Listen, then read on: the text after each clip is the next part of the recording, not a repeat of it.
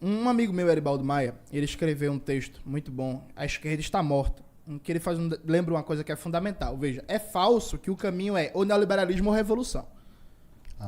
Tem gradações aí. Então, por exemplo, o governo Hugo Chávez na Venezuela era um governo revolucionário? Não. Mas é um governo de contestação do modelo neoliberal. Sim. Perfeito. O governo Petro e Francia Marques na Colômbia é um governo revolucionário? Não. Mas é um governo reformista de contestação do modelo neoliberal. O governo Evo Morales na Bolívia é um governo revolucionário? Também não. Então, assim, não é só neoliberalismo ou revolução. Porque isso, inclusive, é uma armadilha que certa ideologia petista gosta de colocar, que, como a revolução parece distante para a maioria das pessoas, é isso. Ou revolução ou cala a boca, é o que tem. Não, não é assim.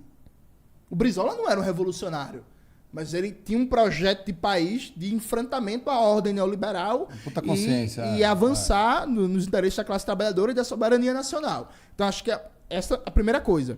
Veja, entre uma revolução brasileira e o neoliberalismo, tem gradações aqui no meio. Né? Isso por um lado. Vamos lá. Qual é a questão que eu acho? Há 3 mecanismos fundamentais de uma mudança radical do Brasil e da classe trabalhadora. E veja, gente, por que eu falo mudança radical? Por exemplo, eu não vou me aposentar. Da dinâmica atual da Previdência, eu não vou me aposentar. A maioria de vocês, inclusive, não vai se aposentar. Nem vale a pena. Dada a dinâmica atual do Brasil, a maioria de nós não vai ter emprego formal. É cada vez mais terceirização, quarteirização, quinteirização, PJ, até no serviço público, sabe? Então, assim, a gente tem uma escolha aqui, que é entender que o mundo está piorando. O Brasil está piorando, o mundo é cada vez mais violento, tem cada vez mais guerra, tem emergência climática. Enquanto a gente está conversando aqui nesse momento, o Rio de Janeiro, várias cidades estão em calamidade. Várias pessoas morreram, gente que está 3, 4 dias com água de mais de 1 metro na sua casa, inundado. Porto Alegre está sem energia elétrica, está um caos, porque o governo do Eduardo Leite privatizou a companhia de energia elétrica para uma empresa equatoriana, que a empresa equatoriana sumiu. Porto Alegre está uma tempestade gigantesca, sem energia elétrica, a cidade abandonada, e o prefeito mandando um recadinho no Twitter para a empresa privada, porque está dizendo que a empresa privada não atende o prefeito. Saiu no Twitter, né? Pô, tá ligado? Isso tá piorando. O Brasil tá piorando. Então, pra mim, o que é que tem aqui? São 3 elementos centrais de uma revolução brasileira. De mudar a classe no poder, no Estado, e começar as transformações fundamentais para superar a dependência e o subdesenvolvimento. É disso que se trata. Porque, caso contrário, a gente vai estar numa disputa de migalhas. Desculpa, é isso. Não, tirar o Estado, então? Não, mudar o caráter de classe do Estado, construir um outro Estado. Hoje é o Estado burguês, no conceito Estado comunista, proletário. um Estado proletário. Popular, voltado para os interesses da classe trabalhadora, da soberania nacional, enfrentando o imperialismo e superando a dependência e o subdesenvolvimento. Mas aí a gente teria que fazer um esquema igual a Flasco. Vamos entrar amanhã, chego na fábrica e... Não necessariamente, mas também. Mas eu vou chegar lá. Então, para mim, existem 3 fusíveis aqui que são centrais. 3 níveis organizativos de luta, de enfrentamento e de conscientização. Primeiro é o nível de organização de base. A gente precisa ter um dispositivo organizativo que mobilize, que organize, que conscientize, que mobilize para a luta à classe trabalhadora dentro de um projeto revolucionário. Quando eu falo dispositivo organizativo, eu estou usando esse termo porque não necessariamente é um partido só.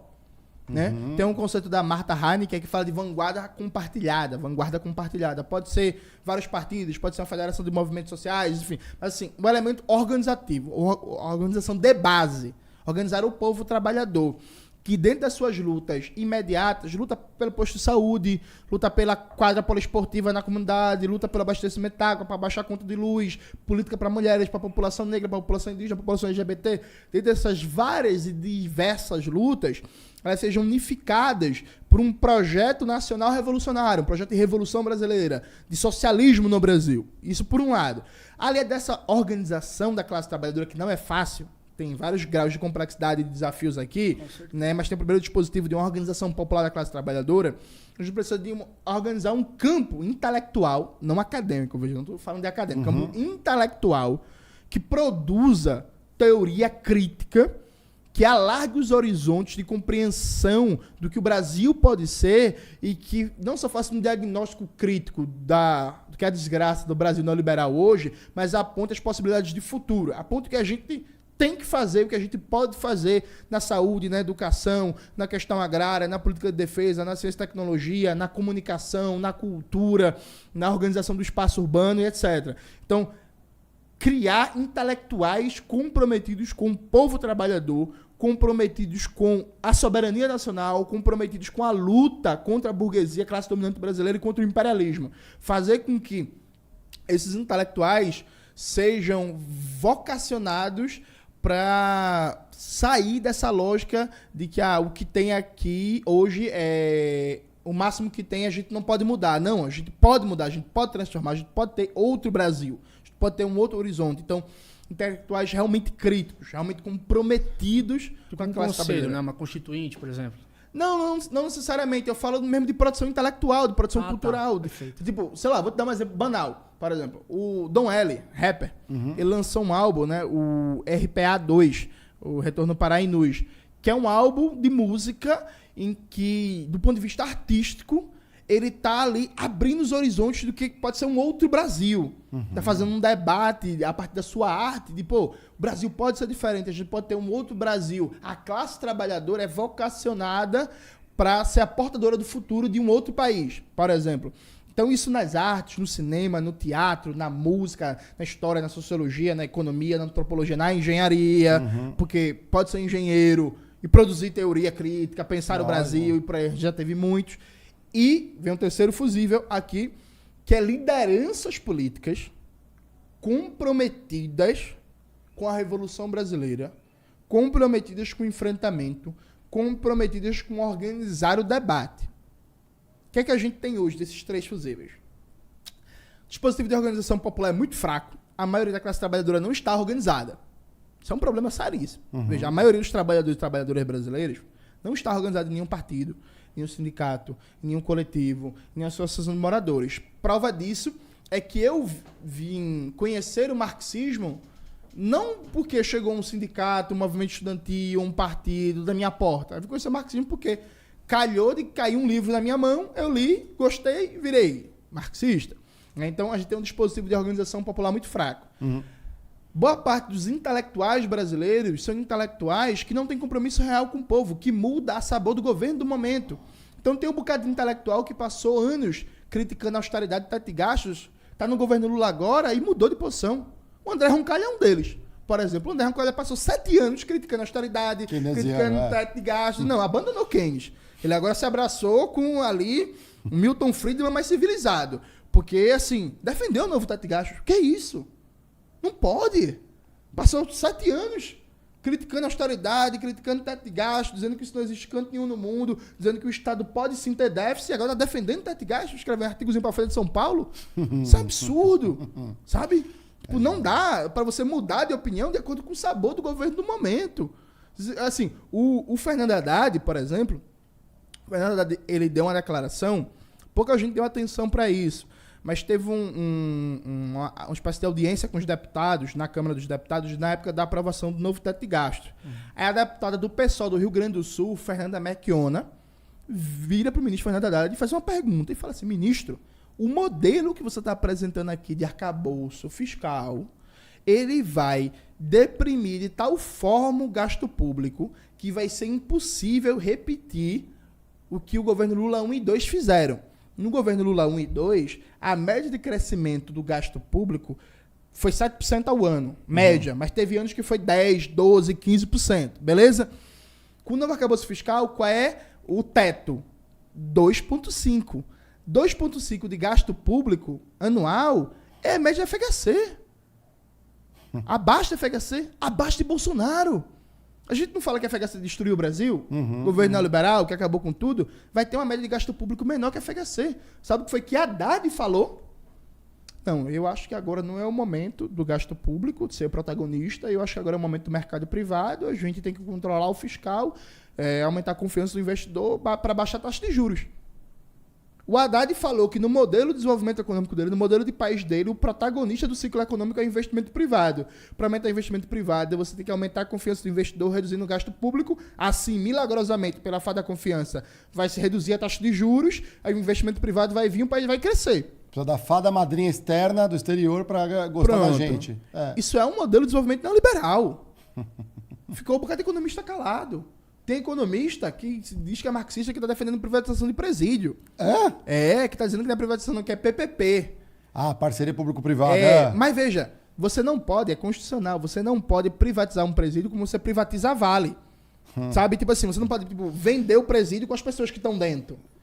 O modelo de privatização na saúde, na educação, é diferente de atividades produtivas como a Vale, como a Petrobras, como a Eletrobras. Então, claro, toda privatização na saúde, na educação, no sistema prisional, não vai ser igual ao que foi a privatização da Vale, da Eletrobras. É a privatização na gestão, fundamentalmente, e a privatização no funcionamento, mas formalmente continua público. Mas, a partir do momento que você tem uma empresa privada administrando aquilo com intento de lucro, aquilo não é mais público. Sabe como era antes? Então, assim, são os intelectuais pouco comprometidos, salvo nobres e raras exceções. Não, eu fico pensando na parceria público-privada em presídio, né? Porque aí tem que ter lucro.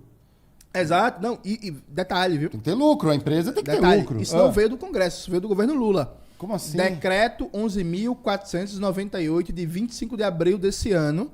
O governo Lula emitiu esse decreto. Ano passado, né? 20... Isso, desculpa. Esse gap de ano é foda.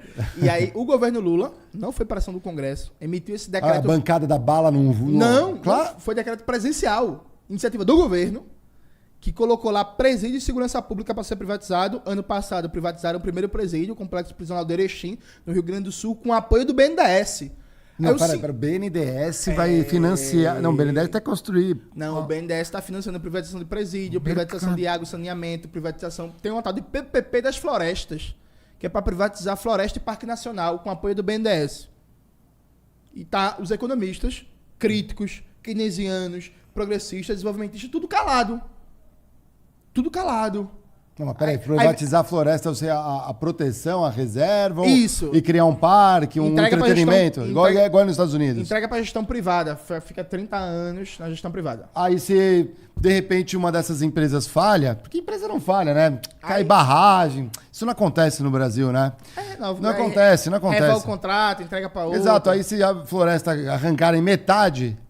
Não, foi um problema de gestão, e aí o que você faz? Um negócio que levou milênios. Não, e aí vem a malícia, né? Amarra o investimento público com o novo teto de gastos, que impede aumentar a contratação para o IBAMA, para o ICMBio, equipar o órgão, contratar mais pessoas, garantir bom plano de cargos e carreiras, bons salários. Amarra o Estado e joga para a iniciativa privada, via PPP. E aí tá os economistas tudo calado. Isso por um lado. E aí o terceiro lugar, que são as lideranças políticas. As lideranças políticas brasileiras hoje, grosso modo, salvo de novo nobres e raras exceções, são despreparadas teoricamente, são descompromissadas com o povo trabalhador e fazem um concurso de genro ideal para ver quem é mais popular no sistema político burguês. Então, tirando algumas figuras, tirando tipo, um Renato Freitas, lá do Paraná, um Glauber Braga, lá do Rio de Janeiro, a própria Fernanda Merchiona de São Paulo, a Sâmia Bonfim, que é a Fernanda Merchiona do Rio Grande do Sul, desculpa. A Sâmia aqui de São Paulo, tirando nobres e raras exceções, algumas poucas figuras, no geral, as lideranças políticas são lideranças que politizam, que debatem, que organizam, que são radicalmente contra o imperialismo, sabe? São lideranças que elas estão na ideia de não é o diálogo, é o Estado de Direito, é a democracia, é uma migalha aqui pro pobre, outra migalha ali. E a gente não tem hoje, por exemplo, pessoas do tipo do Brizola, do Darcy, sabe, do Luiz Carlos Prestes, do Carlos Marighella. A gente está disposta a dar vida. Gente que é firme, que é coerente, que não... Beleza, esse é meu projeto de vida, eu não vou abrir mão dele. Não vou lançar carta ao povo brasileiro para sair bem com os banqueiros. Não, vou lançar videozinho dizendo que dialogo com a PM, que dialogo com Dória para ganhar a prefeitura. Não, pô. Eu vou manter meu projeto de vida, vou manter minha coerência, vou manter minha radicalidade, vou lutar que esse projeto de vida tenha adesão popular, porque esse projeto de vida seja vitorioso, né? Então, um país em que a classe trabalhadora está, no geral, desorganizada, e que os intelectuais são irresponsáveis, estão pensando basicamente no seu bolso e muda de acordo com o vento do governo de momento. Um país sem lideranças políticas realmente comprometidas, sérias, coerentes, radicais, esse país não consegue abrir horizonte futuro.